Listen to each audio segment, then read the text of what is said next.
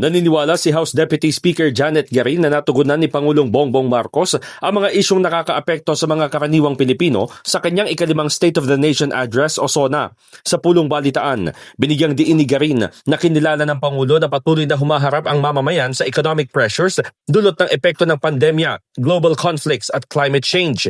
Pero ilan sa mga nagustuhan ng House Leader na inilahad ng Pangulo ang VAT exemption sa gamot, karagdagang benepisyo sa PhilHealth at iba pang programang pangkalusugan. The gamot program, which is equivalent to 20,000 pesos worth of medicines per member per year, yan ang magbibigay daan sa pagbawas ng gastusin dun sa mga maintenance medications ng ating mga kababayan. And we were very happy to hear during the SONA of the President na magkakaroon ng dagdag na 74 medicines under the gamot program. Sinagot din ng kongresista ang banat ni Vice President Sara Duterte sa isang panayam abroad na waste of time ang pakikinig sa SONA ni Pangulong Marcos.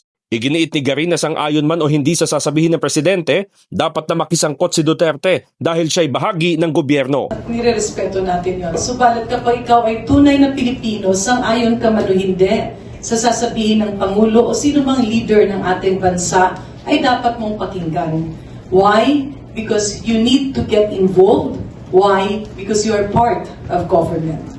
Aksaya ba siya ng panahon? Hindi. Kasi pinapakinggan mo at titingnan mo saan ka ba pwede dito makatulong.